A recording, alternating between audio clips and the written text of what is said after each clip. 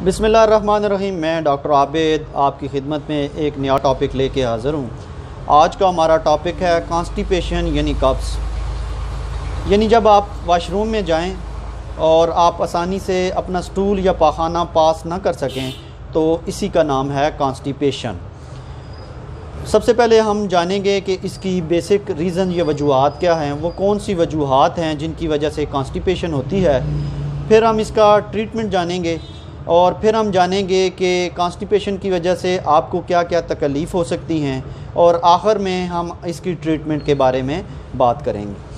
तो सबसे पहली जो वजूहात है कॉन्स्टिपेशन की वो है ड्यूरिंग प्रेगनेंसी। अगर किसी भी औरत को ड्यूरिंग प्रेगनेंसी कॉन्स्टिपेशन हो जाए तो ये एक नॉर्मल सी चीज़ है। हर औरत को ड्यूरिंग प्रेगनेंसी कॉन्स्टिपेशन होती है, लेकिन ये वक्ती है।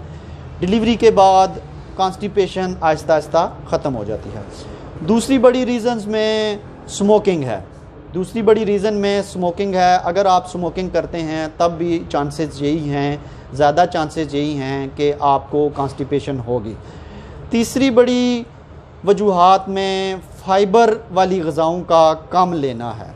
यानी आप फ़ाइबर वाली ग़िज़ाएँ कम इस्तेमाल करते हैं, गोश्त का इस्तेमाल ज़्यादा करते हैं, सब्ज़ियों का इस्तेमाल कम करते हैं, सब्ज़ पत्ते वाली सब्ज़ियों का इस्तेमाल कम करते हैं, तब भी आपको कॉन्स्टिपेशन होगी।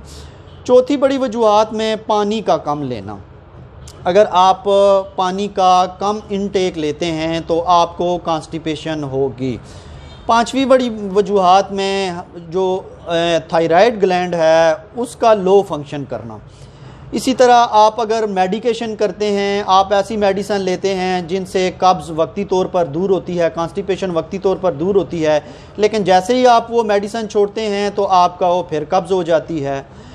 और ये बड़ी बड़ी वजूहात। इसके बाद जो सबसे बड़ी वजूहात है जो वो है कि आप कुछ लोग स्टूल को रोक कर रखते हैं।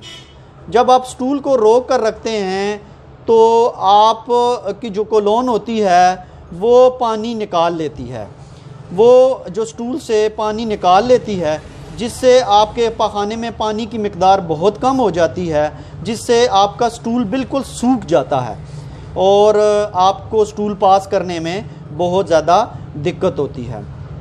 इसके अलावा आप एक्सरसाइज अगर नहीं करते, अगर आप एक्सरसाइज नहीं करते तो फिर भी आपका हेल्थ लाइफ गुजार रहे हैं, आप चावल का इस्तेमाल ज़्यादा कर रहे हैं, तो आप कॉन्स्टिपेशन के पेशेंट बहुत जल्द हो जाएंगे। इसके अलावा आप डिप्रेशन, अगर एंजाइटी या डिप्रेशन की मेडिसिन लेते हैं, आप शुगर के मरीज़ हैं, तो तब भी आप बहुत ज़्यादा चांसेस हैं कि आपको कॉन्स्टिपेशन होगी। अब हम जानते हैं कि कॉन्स्टिपेशन से आपको क्या क्या तकलीफ़ हो सकती हैं। तो सबसे पहली जो तकलीफ़ है वो है उल्टी या कै का आ जाना। अगर आपको कॉन्स्टिपेशन है, आपको उल्टी या कै आएगी, आपको भूख कम लगेगी, आपकी भूख कम हो जाएगी और पेट में आपके दर्द रहेगा। तीसरी बड़ी वजह, आपके पेट में दर्द रहेगा, आपका पेट फूल जाएगा, आपको टेंशन और डिप्रेशन होना एंजाइटी शुरू हो जाएगी और इस तरह की और बहुत सारी वजूहात अलामात हैं जो आपको आनी शुरू हो जाएंगी कब्ज़ होने की वजह से। अब हम आएंगे वो कौन सी मेडिसन है होम्योपैथी में जो आप इस्तेमाल करके अपनी कब्ज़ दूर कर सकते हैं। सबसे पहले तो ये याद रखें कि मेडिसन बताने का मकसद ये नहीं है कि आप मेरा लेक्चर सुने और ख़ुद ही बाज़ार से जाके मेडिसन लें और ट्रीट करना शुरू कर दें। ठीक है, आप किसी डॉक्टर से रुजू करें और उसके बाद उन मेडिसन का इस्तेमाल करें। सबसे बड़ी जो मेडिसन है वो है होम्योपैथी में एलोमीना। जब ये एलोमीना में जब आपको स्टूल पास करें तो बहुत ज़ोर लगाना पड़े। जब भी आप वॉशरूम में जाएं, स्टूल पास करें, जब आपको ज़ोर लगाना पड़े तो आपने एलोमीना मेडिसन यूज़ करनी है। ये आप बड़ों को भी दे सकते हैं और छोटों में भी यूज़ कर सकते हैं। दूसरी बड़ी जो मेडिसन है होम्योपैथी में कब्ज़ के लिए वो है नक्स वमिका। बे इंतहा अच्छी मेडिसन है कब्ज़ के लिए। आप लेकिन इसकी ये अलामत याद रखें कि आप वॉशरूम जाते हैं, आपने स्टूल पास किया, कुछ स्टूल आपने पास किया और आधे घंटे बाद फिर आपको हाजत महसूस हो गई कि आप जाके मज़ीद स्टूल पास करें, यानी आपको पेशाब मुकम्मल तौर पर, पाखाना स्टूल मुकम्मल तौर पर नहीं आता, तो आपने मेडिसन यूज़ करनी है नक्स वामिका। तीसरी बड़ी जो कॉन्स्टिपेशन या कब्ज़ की होम्योपैथिक में मेडिसन है वो है ब्रायोनिया। ब्रायोनिया जहाँ आपका स्टूल, इसमें सिम्टम्स याद रखें कि जहाँ आपका स्टूल बहुत ज़्यादा ड्राई हो वहाँ आपने ब्रायोनिया यूज़ करनी है। चौथी बड़ी जो मेडिसन है होम्योपैथी में है वो है स्लेशिया। वो है स्लेशिया। जब आपको कॉन्स्टिपेशन बहुत ज़्यादा क्रोनिक हो, जब आपको कॉन्स्टिपेशन बहुत ज़्यादा क्रोनिक हो, 3-3 दिन 4-4 दिन आपको कब्ज़ हो और आपको स्टूल ना हो, तो आपने स्लेशिया यूज़ करनी है। उसके बाद जो पांचवी बड़ी मेडिसन है वो है एलोमिन। ये भी जब आपको सीवियर किस्म की कॉन्स्टिपेशन या कब्ज़ हो तो आपने एलोमिन यूज़ करनी है।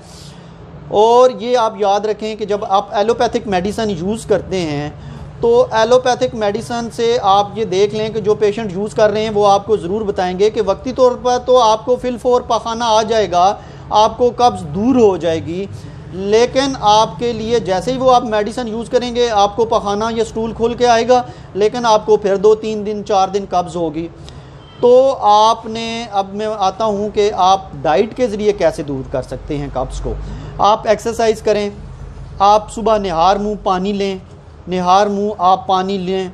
उसके बाद आप कच्चे सलाद खाएँ, कच्चे पत्ते वाली सब्ज़ियाँ खाएँ, ठीक है। आप दिन में सलाद ज़रूर लें। आप पानी का इनटेक बहुत ज़्यादा लें, ठीक है। टेंशन और डिप्रेशन से दूर रहें, एक्सरसाइज करें, कोई गेम खेलें, तो आप आसानी से, सबसे पहले तो आप कोशिश करें कि अगर आपको कॉन्स्टिपेशन या कब्ज़ है तो आपने विदाउट मेडिसन कॉन्स्टिपेशन या कब्ज़ को दूर करना है।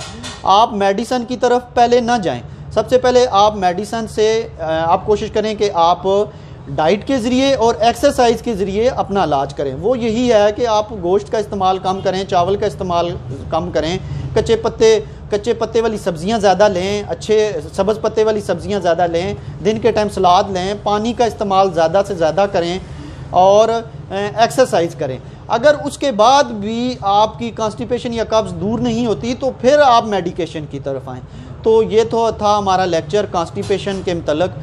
अगर आपको इस मतलब कोई क्वेश्चन पूछना है तो आप कमेंट्स बॉक्स में भी पूछ सकते हैं और मेरे मोबाइल पर भी रब्ता कर सकते हैं। बहुत शुक्रिया।